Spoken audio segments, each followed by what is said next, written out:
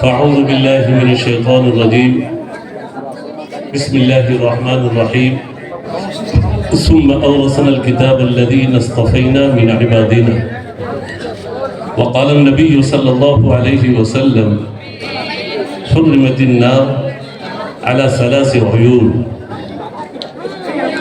عین سہرت بکتاب اللہ وعین غضت عن محارم اللہ وعین بکت من خشیت اللہ۔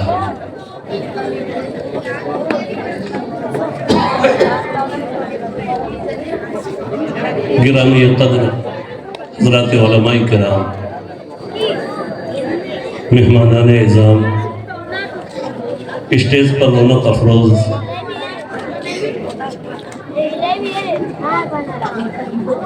ہماری بستی کے اور خصوصاً ہمارے سامنے جو مجمع بیٹھا ہے،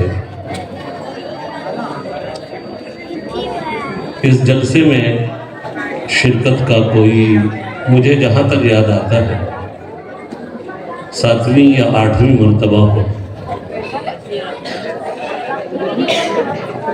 اور یقیناً یہ قرآنی ماحول دیکھ کر، ایک نورانی ماحول دیکھ کر ہماری اس بستی کے اندر بے حد خوشی ہوتی، اور جس کے دل میں ذرہ برابر بھی ایمان کی چنگاری ہوگی، یقیناً ہر مومن کو یہ ماحول، اس طرح کے پروگرام، خصوصاً حفاظ کرام کی دستار بندی کا منظر اور عمدہ دلچسپ پروگرام ہر ایک کو پسند آتا ہے۔ ہم اس پر، اس ادارے کے اساتذہ، ذمہ دار، خصوصاً مولانا ممتاز صاحب، دوسرے مولانا مناظر الباری صاحب، تیسرے ڈاکٹر انظر صاحب، اور یہ تو سامنے ہیں، اور نہ جانے ان کے پیچھے اور کتنے حضرات کی توجہات ہوئے اور کتنے حضرات کی محنتیں ہیں۔ آج سے چند سال پیچھے جائیں تو ہماری اس بستی میں اس طرح کے پروگرام نہیں ہوتے تھے، اور اس طرح کی دینی تعلیم کی ترقی بھی نہیں تھی۔ اب تو الحمدللہ اتنی خوشی ہوتی ہے، کئی ادارے ہو گئے، ہر ادارے سے حفاظ کرام کی ایک جماعت تیار ہوئی، خصوصاً اس اسد العلوم کے لیے اور ان کے ذمہ داروں کے لیے یقیناً بڑی خوشی اور مسرت کا لمحہ ہے، موقع ہے کہ اس چھوٹے سے ادارے میں، جو در حقیقت ایک مکتب کی شکل ہے، کوئی دارالاقامہ نہیں ہے کہ باہر کے بچے یہاں مقیم ہوں۔ باہر کے بچوں پر جو مقیم ہوتے ہیں محنت کرنا آسان ہوتا ہے، وہ اپنے 24 گھنٹے کو فارغ کر کے بیٹھے ہوتے ہیں، ان کے اوپر محنت کرنا نہایت آسان ہے، ان کو بنانا بہت آسان ہے، لیکن چند گھنٹوں کے لیے ان بچوں کا آنا، اور یہ سب مقامی بچے ہیں جن کے ساتھ گھر کے بھی تقاضے ہیں، رشتہ داروں کے تقاضے ہیں، تقریب، شادی بیاہ، دیگر پروگرام کے تقاضے ہیں۔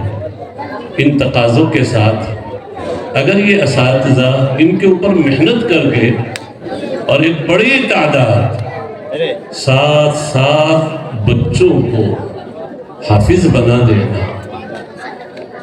ان کی دستار بندی ہونا، یقیناً ہم تو کہیں گے کہ ان اساتذہ کی، ان ذمہ داروں کی کرامت ہے، اور ان کے ساتھ کسی کی دعائیں ہیں، یا یہ کہ ان کا اخلاص ہے۔ اخلاص کی بنیاد پر جو کام شروع ہوتا ہے اس کے پھل اور اس کے نتائج بہت جلد نظر آنے لگتے ہیں۔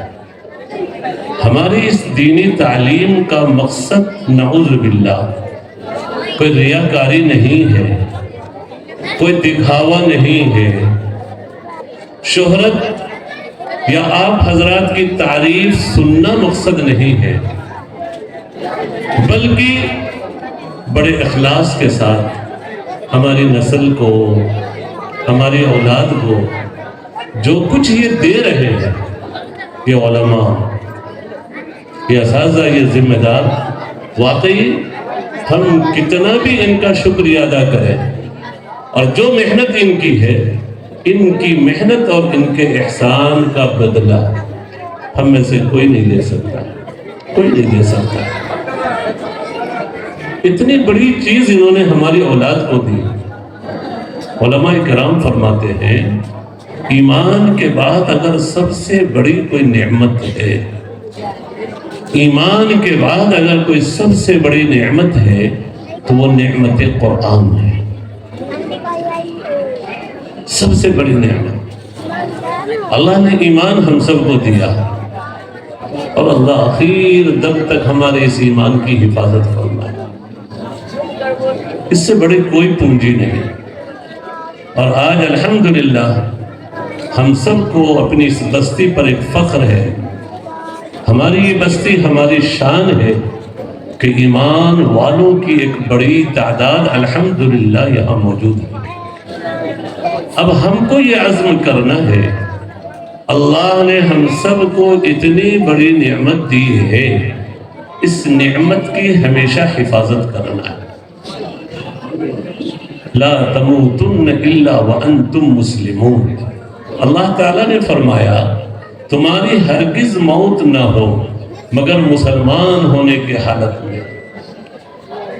کتنے بھی حالات آ جائیں، ہمارے ملک کے حالات بد سے بدتر ہو جائے، دعا تو یہی کرنا اللہ حفاظت فرمائے، ملک کے نفرت والے ماحول کو اللہ ختم فرمائے، اللہ ملک کے ہر علاقے میں محبت والا ماحول پیدا فرما دے، ظلم والے ماحول کو اللہ ختم فرما کر اللہ انصاف والا ماحول دے دے، اور ہمارے حکام کو بھی اللہ انصاف دے دے، ہمارے حکام کو بھی اللہ انصاف دے دے۔ اللہ کو ظلم پسند نہیں، اور اللہ کو ظالم بھی پسند نہیں، اللہ کی جانب سے ظالموں کے لیے ایک ڈھیل ہے، ورنہ تو اللہ کا دستور یہی ہے، اللہ ظلم پسند نہیں کرتا اور ظالموں سے محبت نہیں کرتا۔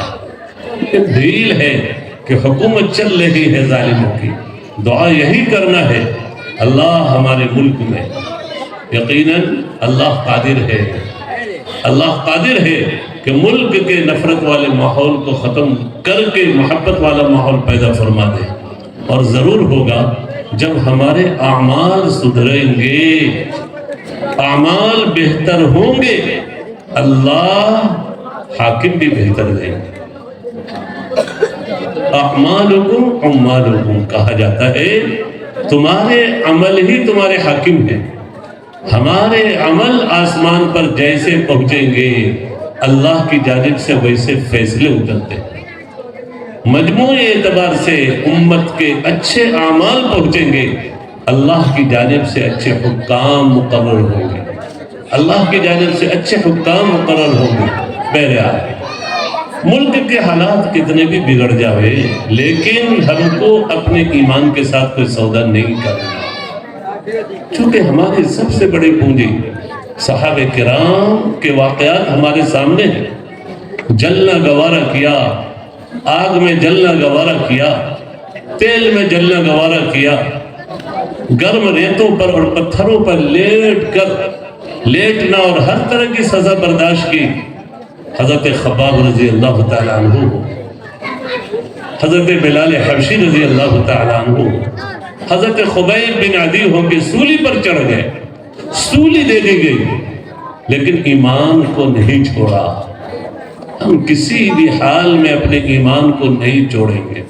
یہ اس لیے کہا جا رہا کہ آج ملک میں یہ حالات جو بنائے جا رہے ہیں، اتنا ڈراؤ، اتنا ڈراؤ، اتنا ڈراؤ کہ لوگ ڈر کر اپنے ایمان کو چھوڑ دیں، ڈر کر اپنے ایمان کو چھوڑ دیں، لیکن نہیں، ہمارا ایمان سے انشاءاللہ مضبوط رشتہ ہے۔ لا تموتن الا وانتم مسلمون، ہرگز موت نہیں ہوگی ہماری مگر مسلمان ہونے کی حالت میں۔ اللہ ہمارے ایمان کی حفاظت فرمائے اور ہمارے نسلوں کی ایمان کی۔ آج سب سے زیادہ ڈرنے کی ضرورت نسلوں کے تعلق سے، ہم سب کی اولاد واقعی آج ایسا گندا ماحول ہے، یہ تو ان مدارس کا احسان ہے۔ ایک پاکیزہ معاشرہ پیدا کرنے کی کوشش کی جا رہی ہے ان مدارس کی برکت سے، قرآنی مکاتب کی برکت سے، ورنہ ہم اپنی گلیوں کے ماحول سے واقف ہیں، اپنے گھروں کے ماحول سے واقف ہیں۔ گھروں میں جاؤ، ہر گھر سینما ہال بنتا جا رہا ہے، ہر گھر سینما ہال بنتا جا رہا ہے، نوجوانوں کی زندگیاں بیکار ہو رہی ہیں۔ اللہ نے جوانی اس لیے نہیں دی کہ اللہ کی نعمت کھا کر، طاقت بنا کر ہم اس طاقت کو، صحت کو اللہ کی نافرمانی میں اور گناہوں کے کاموں میں خرچ کریں۔ اللہ ہم سے ہماری جوانی کے بارے میں پوچھیں گے، کہاں اپنی جوانی کو لگایا تھا؟ صحت ہم نے دی تھی، سارے پھل ہم نے کھلائے تھے، میوے اللہ نے کھلائے ہیں، ایک اناج جو بھی ہم کھاتے ہیں اللہ ہم کو دے رہا ہے۔ ماں باپ کے ہاتھ صرف ذریعہ ہے، رزاق اصل اللہ ہے۔ ان اللہ هو الرزاق ذو القوة المتین۔ اب یہ سوچیں، کھا تو رہے ہیں اللہ کی نعمت کو، دنیا والے بھی کہتے ہیں جس برتن میں کھاؤ اس میں چھید مت کرو، جس برتن میں کھاؤ اس میں چھید مت کرو۔ کھا رہے ہیں اللہ کی نعمت کو، لیکن ہمارے جوان آج کل اس طاقت کو صحیح جگہ پر استعمال نہیں کر رہے، گناہوں کے کاموں میں۔ بولنے کی بات نہیں ہے، لیکن ایک تجزیہ کیا گیا، کتنے جوان آج مشت زنی میں مبتلا ہے۔ چونکہ کالج کے ماحول میں جانا ہوتا ہے اور بھی دیگر ماحول میں جانا ہوتا ہے، اپنے ہاتھ سے منی نکال کر کتنے جوان اپنی طاقت کو اور صلاحیت کو برباد کر رہے ہیں۔ اللہ اس کا ہم سے سوال کریں گے، ذکر کرنا مناسب نہیں تھا، لیکن کتنے جوان آج اس میں مبتلا ہے اور ان کی جوانی قابل رحم ہوتی جا رہی، ان کی آنکھیں دھستی جا رہی، چہرے کا نور ختم ہوتا جا رہا ہے۔ خود اس جوان کو اپنی زندگی پر پچھتاوا ہوتا ہے، اپنی اس زندگی پر پچھتاوا ہو رہا ہے۔ اللہ نے کہا ایسے لوگ ظالم ہیں، فَمَنِ ابْتَغَىٰ وَرَاءَ ذَلِكَ فَأُولَٰئِكَ هُمُ الْعَادُونَ۔ حضرت مفتی شفیع صاحب رحمۃ اللہ علیہ نے اس آیت کی تفسیر میں لکھا ہے کہ جو اپنی بیوی کے علاوہ کسی اور جگہ پر اپنی شہوت کو خرچ کرتا ہے، اپنی بیوی کے علاوہ، وہ تمام لوگ ظالم ہیں۔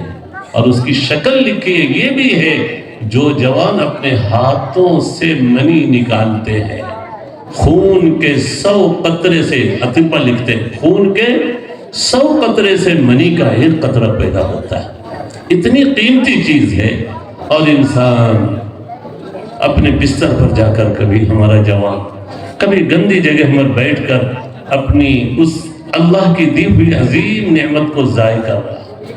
اللہ کے نبی صلی اللہ علیہ وسلم نے ایک موقع پر حدیث فرمائی کہ کچھ جوان آئیں گے قیامت کے دن، ان کے ہاتھ حاملہ ہوں گے، ان کے ہاتھ حمل جانتے ہیں، پیٹ میں جو بچہ ہاتھ میں حمل ہوگا، وہ میدان حشر میں نہایت رسوا ہوں گے اور پہچان لیے جائیں گے کہ یہ وہ لوگ ہیں جو اپنے ہاتھوں سے اپنی منی کو ضائع کرتے تھے۔ کتنی بڑی رسوائی ہوگی، اللہ حفاظت فرمائے۔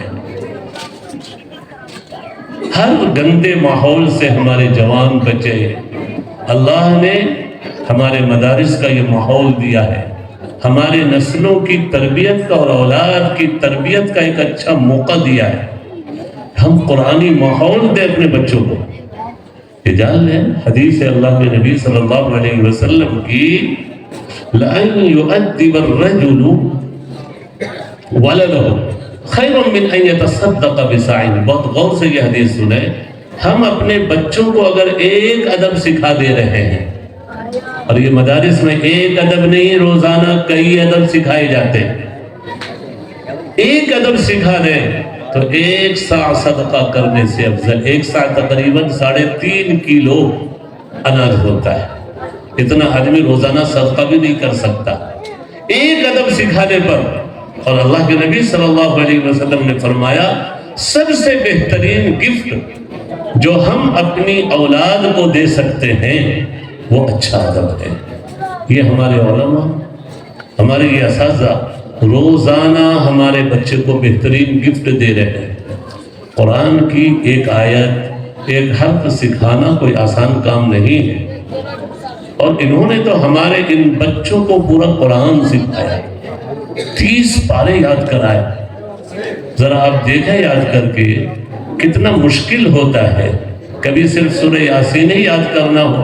چک حمید میں اعتکاف میں تھے ابھی اخیر اشرے میں، کئی ساتھیوں کو کہا جو اعتکاف میں بیٹھے تھے کہ بھائی سورہ یاسین یاد کرو آپ سورہ، چونکہ اللہ کے نبی صلی اللہ علیہ وسلم نے فرمایا میری خواہش ہے کہ سورہ یاسین ہر مومن کے دل میں ہو۔ تو قرآن کا دل ہے، وہ ہر چیز کا ایک دل ہوتا ہے، قرآن کا دل یاسین شریف ہے۔ ایک مرتبہ جو یاسین شریف پڑھ لیتا ہے 10 ختم کے برابر ثواب ملتا ہے۔ کتنا؟ 10 ختم۔ اور اتنی عظیم صورت ہے، یاسین شریف سے کوئی اپنے دن کی ابتدا کرے، اللہ اس تلاوت کی برکت سے ہر طرح کی ضرورت اللہ پوری فرما دیتے ہیں۔ یاسین شریف کا نام قاضیہ، پورے 10 دن میں کوئی ساتھی یاد نہیں کر سکے یاسین شریف۔ یہ تو اللہ کا شکر ہے کہ ہمارے ان علماء نے محنت کر کے ہمارے ان بچوں کو ماشاءاللہ پورے قرآن کا حافظ بنایا، اور صرف حافظ ہی نہیں، ایک دینی ذہن بنایا۔ ہمارے حفظ قرآن کا مقصد صرف قرآنی الفاظ کو رٹانا نہیں ہوتا ہے، قرآنی الفاظ کو رٹانا نہیں ہے، بلکہ در حقیقت قرآن کے پیغام کو ہر گھر تک پہنچانا ہے۔ ایک بچہ گھر کا پڑھا امید ہے کہ وہ قرآن کے پیغام کو اپنے گھر میں داخل کرے گا، قرآنی باتوں کو گھر والوں کو بتائے گا۔ تعلیم قرآن کا مقصد قرآن کے احکام کے مطابق اپنی زندگی بنانا ہے۔ قرآن نے جن چیزوں کو غلط کہا ہم اس کو غلط سمجھیں۔ قرآن نے فرمایا انما الخمر والمیسر والانصاب والازلام رجس من عمل الشیطان۔ دیکھو شراب جو ہے نا اور جوا ایک گندے کام ہے۔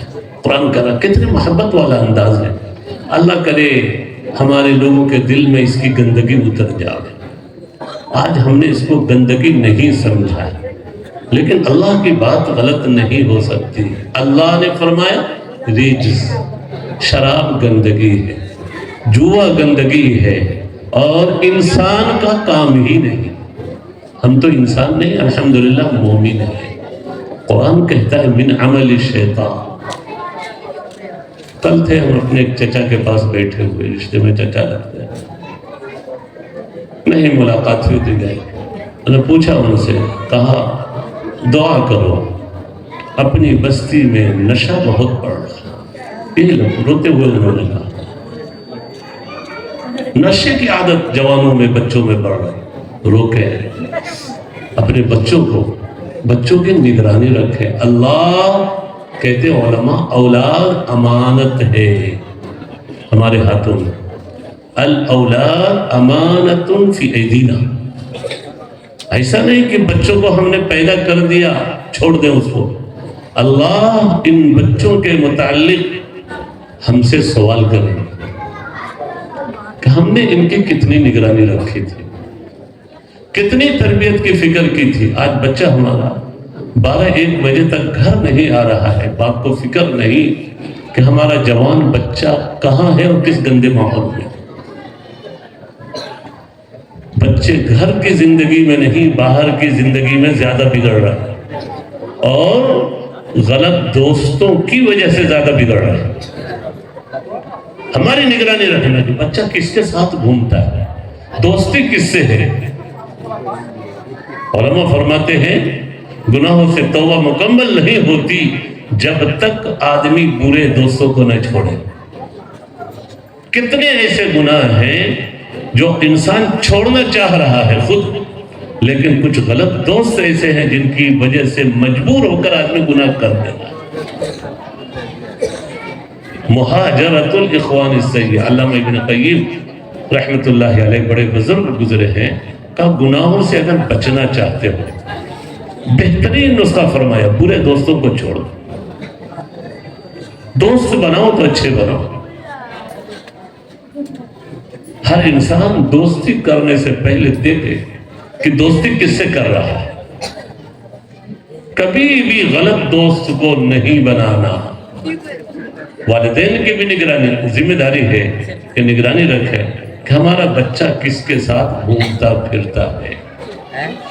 اور یہ نگرانی رکھنے پر بھی اللہ آپ کو تہجد کا ثواب دے گا. یہ جان لیں، عبادت آپ کر رہے ہیں، ہم کر رہے ہیں، سجدے کر رہے ہیں، ہم برسوں سے نمازی ہیں، لیکن ہم نے اولاد کی فکر نہیں کی. ہمارا دین ادھورا ہے. اللہ نے صرف یہ نہیں فرمایا قو انفسکم، بلکہ آگے اہلیکم بھی فرمایا ہے کہ اپنے آپ کو بھی جہنم سے بچاؤ، اپنی اولاد کو بھی جہنم سے بچانے کی فکر کرو. میوات کے ایک سفر میں تھے، بڑے عالم سے مفتی صاحب سے ملاقات ہوئی.